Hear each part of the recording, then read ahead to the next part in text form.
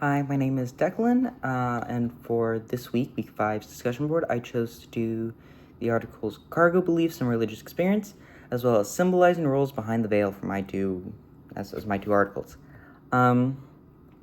So, starting off with Cargo Beliefs and Religious Experiences, first thoughts, just reading the title, is that I've already heard of cargo cults before, typically in response to U.S. military bases on islands during the Second World War.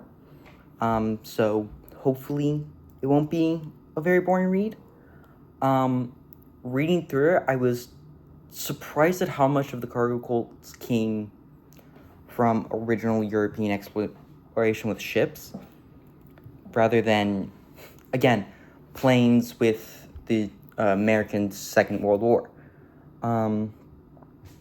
I was also very surprised to see the ghost dance movement linked into it, especially since that's a movement I've already read about for history. So seeing it in anthropology in regards to a cargo cult was not something I was entirely expecting. On to the mandatory questions. The first question, what are cargo cults and how are they evidence of synchronization, the blending of cultural beliefs and practices between ancient indigenous beliefs involving the veneration of items passed down from generation to generation and Christian beliefs passed along by European contact?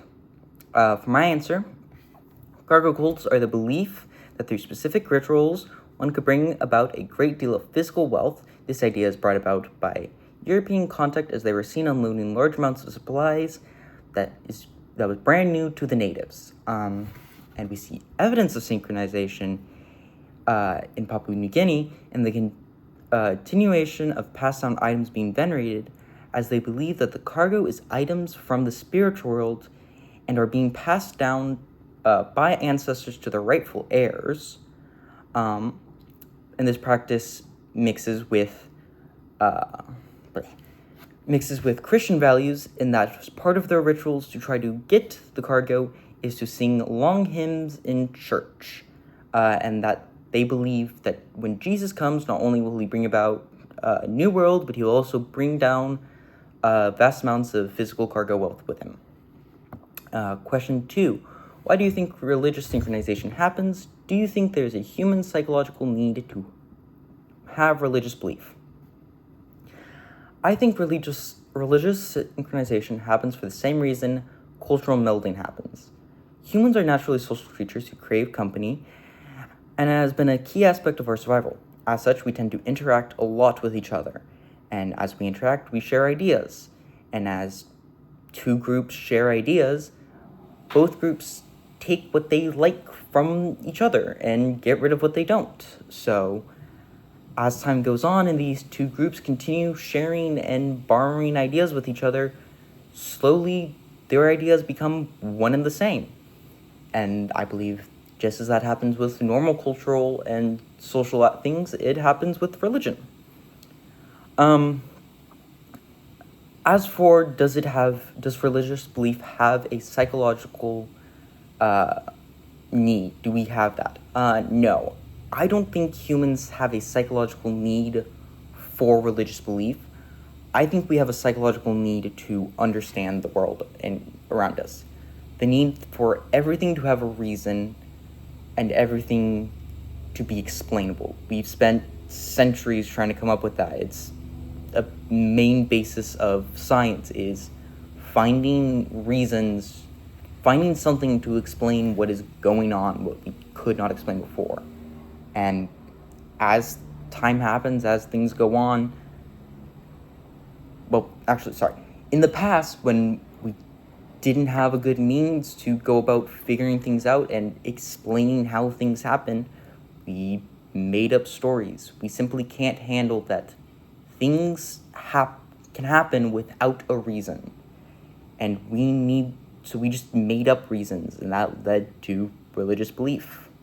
We would rather believe that this tree fell down because some god caused it to, rather than just the tree fell down because the tree fell down. Article 2. First thoughts were that this was going to be a rough article to read, both as an American who is well aware of our ideas about the Middle East, and as somebody who lives with, how do I phrase this? I just thought this was going to be hard to read, and that was a bit science heavy, and reading through it, I was surprised at how much it focused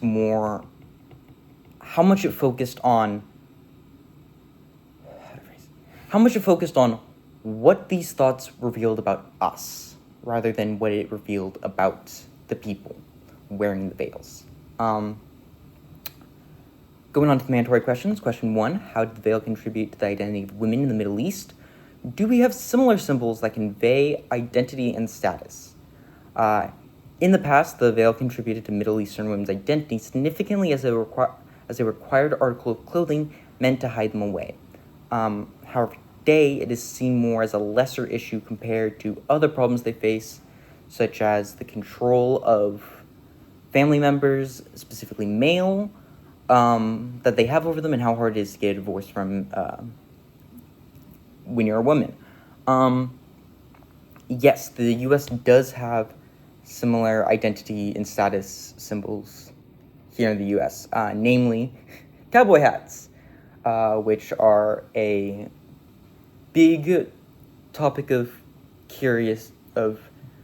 confusion among Europeans, and they bring it back the same way we bring back European chocolate, as well as our flag, which symbolizes our ideals as a nation and as a people. Question 2, how would you define personal liberty? Do Muslim women who wear the veil have it? Why do Westerners typically feel the veil is an instrument of oppression towards women? How does this comfort with the veil reveal American core values? I define personal liberty as the right and ability to choose what to do, what to think, how to look, and how to act without being forced otherwise. And I feel that Muslim women do have the same amount of personal liberty as anyone else in the world. Because they can remove the veil. No one is actively, physically forcing it on them, as we've seen from Egyptians. The wife of the Egyptian ambassador to London, she's perfectly willing to remove her veil. And yeah, I see, how to phrase this? I definitely think that they have it as much as anyone else, but that personal liberty is still something we need to work on, even in the U.S., as plenty of people are still being controlled by in toxic relationships with families, relatives, or through government things, or just random strangers trying to force their ideas on them. We feel that as an instrument of oppression because it hides the face of the one who wears it, and we tend to think that by hiding their face, they are being confined, almost the same as if they were to be locked into a room. Locked